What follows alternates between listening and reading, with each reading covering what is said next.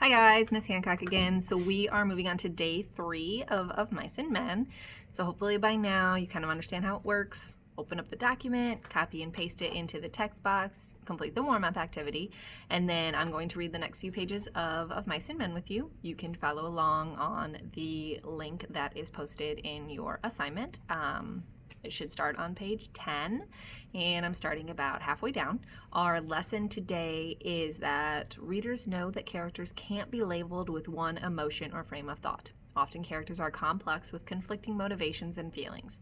Readers take these conflicts into consideration when trying to better understand their characters. So we're going to be paying attention to George and Lenny's conflicting motivations, things that they want that might be difficult to get for one reason or another, or they could get one thing but not both things, and other types of conflicts that they're going to face. So about halfway time down on page 10, George and Lenny are still in the forest and they are eating beans and ketchup. Beans, and Lenny really wants ketchup. You gonna get that wood? George demanded. There's plenty right up against the back of that sycamore, floodwater wood. Now you get it. Lenny went behind the tree and brought out a litter of dried leaves and twigs. He threw them in a heap on the old ash pile and went back for more and more. It was almost night now. A dove's wings whistled over the water. George walked to the fire pile and lighted the dry leaves. The flame cracked up among the twigs and fell to work. George undid his bindle and brought out 3 cans of beans. He stood them about the fire, close in against the blaze, but not quite touching the flame. There's enough beans for 4 men, George said. Lenny watched him from over the fire. He said patiently, I like 'em with ketchup.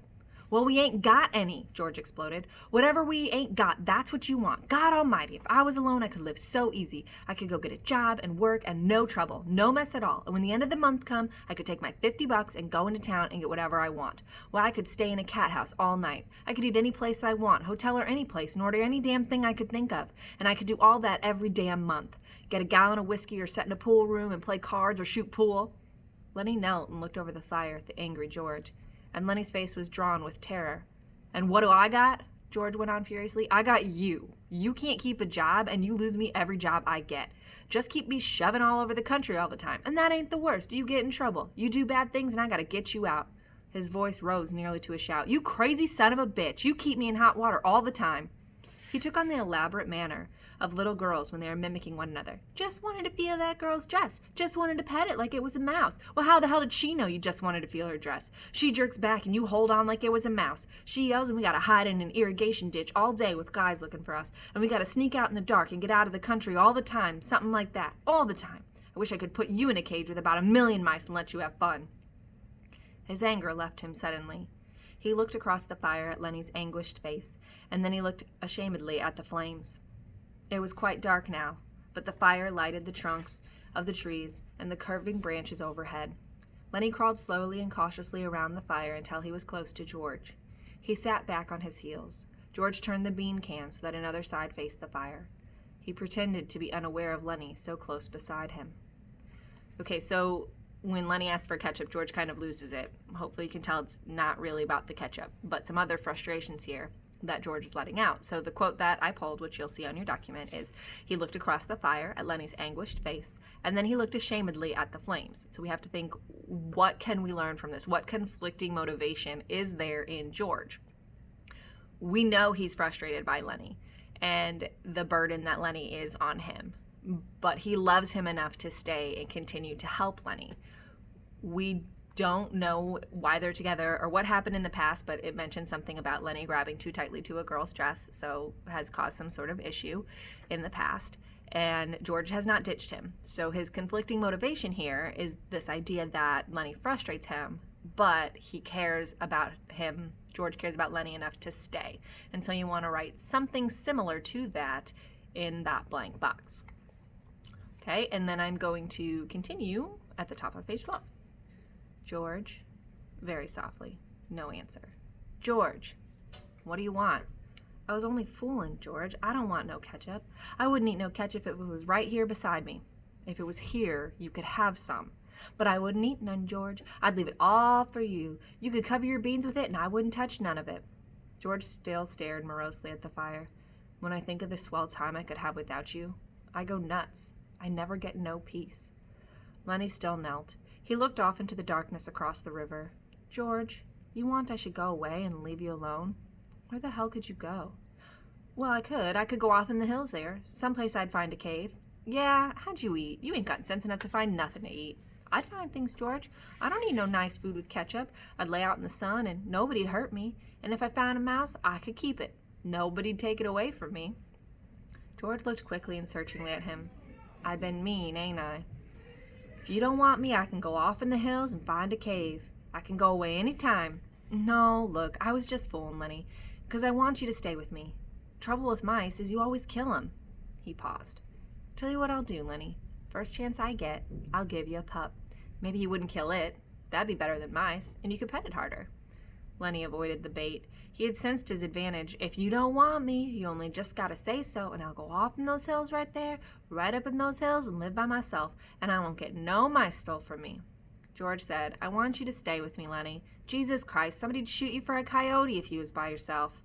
No, you stay with me. Your Aunt Clara wouldn't like you running off by yourself, even if she is dead. Lenny spoke craftily. Tell me like you done before. Tell you what? About the rabbits. George snapped. You ain't gonna put nothing over on me. Lenny pleaded. Come on, George, tell me. Please, George, like you done before. You get a kick out of that, don't you? All right, I'll tell you, and then we'll eat our supper. Okay, so before George gets into his story about the story Lenny has asked him to tell, we have another quote here where Lenny says, I can go away anytime. When we're talking about conflicting motivations, we know Lenny doesn't really want to leave George. So why is it that he offers? And we have to realize that Lenny cares enough about George to offer to leave. And at first his offer is sincere. Like, I can go away, I can leave, I see that I'm a burden to you. But then when he realizes that he's made George feel guilty, he kind of like senses his advantage, is what it says in the book, and he's like, oh, I'll just leave, I'll just go away, just so kind of he can hear George say, no, I want you to stay. So we see that side of him, but there is a conflict there. He knows that he is a burden to George, but he doesn't know how to fix that. Okay, on page 13, almost all the way at the bottom. George's voice became deeper. He repeated his words rhythmically as though he had said them many times before. Guys like us that work on ranches are the loneliest guys in the world. They got no family. They don't belong no place. They come to a ranch and work up a stake, and then they go into town and blow their stake. And the first thing you know, they're pounding their tail on some other ranch. They ain't got nothing to look ahead to. Lenny was delighted. That's it. Now tell how it is with us. George went on. With us, it ain't like that. We got a future. We got somebody to talk to that gives a damn about us. We don't have to sit in no bar room blowing in our jack just because we got no place else to go. If them other guys gets in jail, they can rot for all anybody gives a damn, but not us. And then he broke in, but not us. And why? Because I got you to look after me, and you got me to look after you, and that's why. He laughed delightedly. Go on now, George. You got it by heart. You can do it yourself. No, you. I forget some of the things. Tell about how it's gonna be. Okay. Someday, we're going to get the jack together, and we're going to have a little house and a couple of acres and a cow and some pigs and live off the fat of the land, Lenny shouted, and have rabbits. Go on, George, tell about what we're going to have in the garden and about the rabbits in the cages and about the rain in the winter and the stove and how thick the cream is on the milk like you can hardly cut it. Tell about that, George. Why don't you do it yourself? You know all of it. No, you tell it. It ain't the same if I tell it. Go on, George, how I get to tend the rabbits. Well, said George, we'll have a big vegetable patch and a rabbit hutch and chickens, and when it rains in the winter, we'll just say the hell with going to work, and we'll build up a fire in the stove and sit around it and listen to the rain coming down on the roof. Oh, nuts. He took out his pocket knife. I ain't got time for no more. He drove his knife through the top of one of the bean cans, sawed out the top, and passed the can to Lenny. Then he opened a second can. From his side pocket, he brought out 2 spoons and passed one of them to Lenny. So the story that Lenny likes to hear is basically their dream, their plans for the future. They want to have their own ranch and their own animals and make their own rules and all of that. And the way George tells the story, you can tell that this is something he's talked about a lot. You should also be able to tell that because Lenny actually remembers it. And we have already established that Lenny has a hard time remembering things. So it's something very important to them. But even as George is talking about it, he stops. He's like, I don't have any more time to tell this story. They're just out in the woods eating beans. they're not going anywhere tonight, so there's plenty of time. So we have to wonder, why did George shut down? And again, we're talking about conflicting motivations.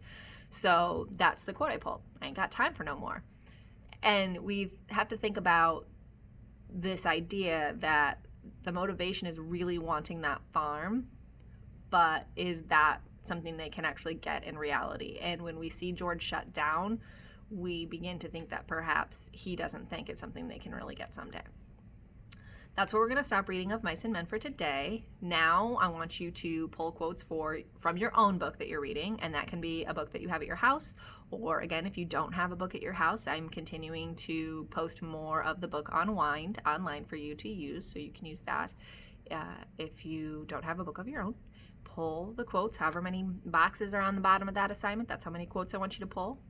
Look for conflicting motivations, because that's our lesson of the day. But if you read 15 minutes is plenty, and you don't find any conflicting motivations, you can pull any quote that you think is important to the novel in some way, and pull the quote, tell me why it's important. Make sure you submit your assignment when you work on it so you can get full credit for the activity, and I will see you later for day 4 of Mice and Men.